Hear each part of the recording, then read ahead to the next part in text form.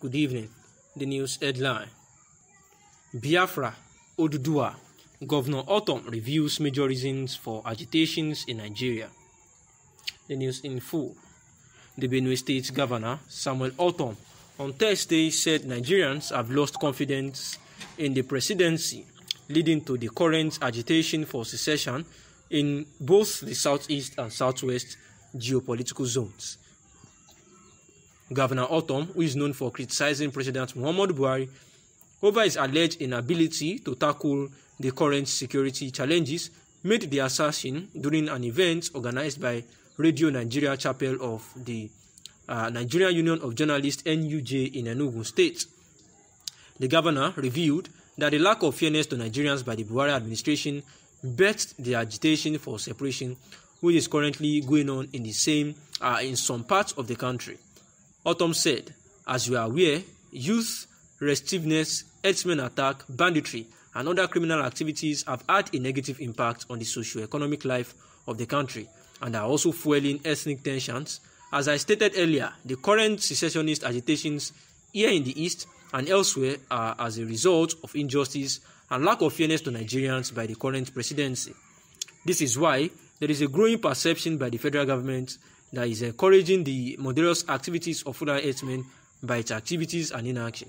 From all indications, the public trust in the presidency has been eroded. This does not speak well for the corporate existence of Nigeria." The reports report that while the proscribed indigenous people of Biafra are agitating for the separation of the southeast from Nigeria over alleged marginalization, some secessionists in the southwest are also moving for the actualization of the Oduduwa Republic, a sovereign state for the Yoruba nation. And Governor Samuel Ortom is actually saying that the President Muhammadu Buhari's administration has actually led these people to call for a self-agitation because of the security challenges, among others, in the country. The Kogi-born social crusader, while taking a swipe on the All Progressive Congress (APC) handling of insecurity across the country, told Daily Post that President Muhammadu Buhari must apologize to Governor Samuel Ortom of Benue State.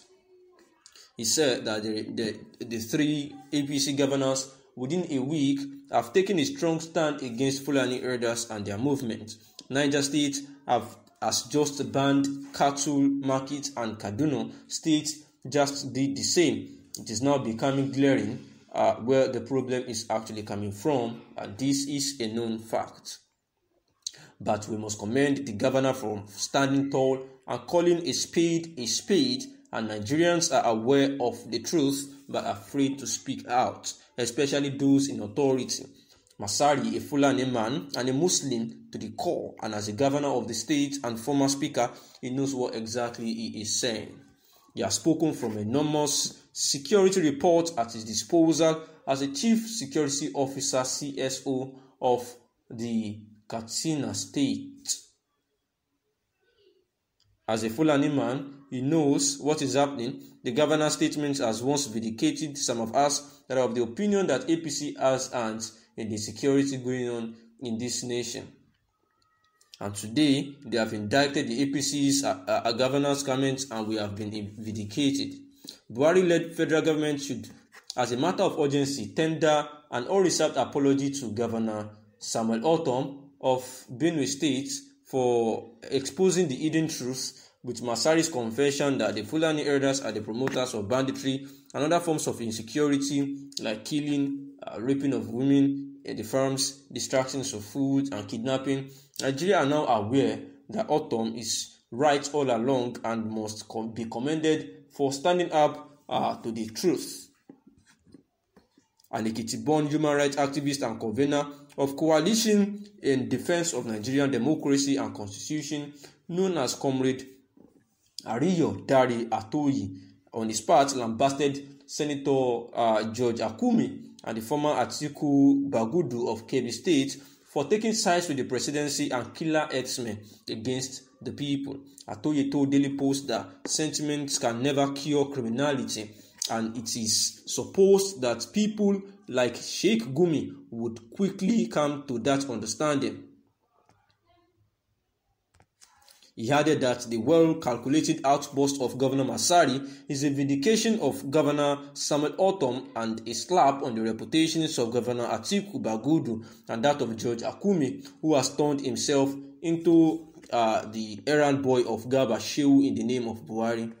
The latest measures put in place by the governors of Katsina, Zamfara and Kaduna has also vindicated the governors who passed the anti-open grazing laws in their respective states. It is also a vote of no confidence on the president, who has continued to insist on grazing routes against the reality of time and inventions.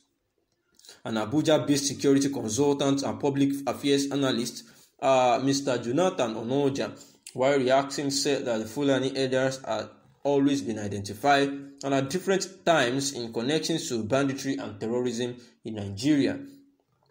He told Daily Post that the position and disclosure of Governor of Katsina State, Bello Masari, is an eye-opener, particularly for Mr. President, as regards his order to review open grazing reserves in 25 states as against the governor's position on ranching.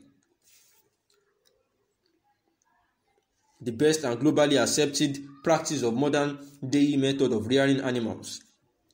It was a shocking one for Nigerians that despite Mr. President's order to shoot at sight, some Fulani herders still carry AK-47 around the city centers without interception, rendering that the order of Mr. President useless and more epileptic. This singular act sent a strong signal to Nigerians that President Muhammadu Buhari has failed his words. Recently, the governor of Benue State, in a media chat with Channels Television, challenged the conscience of the president to come out plain and tell Nigerians his plan. Instead of attempting to answer the questions put forward by the governor, the so-called aides, now called the presidency, came out in their usual jamboree manner to attack the governor. Very unfortunately, some so-called Benue APC begging for daily meal tickets from the Aso Villa came out in broad daylight to sell the entire state in order to secure their appointments. Onoja opined that the president must rise above sentiments and face the reality of the Fulani murders if actually he wants to win the war against banditry in the state and other affected areas of the country. And the analysis is quite simple, that the federal government had actually been on a world war jaw between Governor Ortom of Benue State and where Governor Ortom accused that the presidency had actually been in support on the low-key with the bandits, and the Fulani herders are actually involved in this, trying to Islamize and Fulanize the country.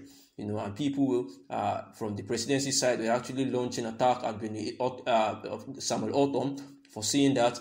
And now that Governor Masari of Katsina State, where is actually the state of the current president, has actually said that being a Fulani man and a Muslim man, he has he must have seen a whole lot of things, and he has asserted that the Fulanis, the killers and bandits are actually Fulani people that speak the same language with him and also the same religion with him. And a whole lot of people have come against him as well, just like they did against Samuel Ortom. But here are human rights activists and a whole lot of prominent figures asking the presidency to tender an apology to Governor Samuel Ortom of Benue State. Thanks for listening. Good evening.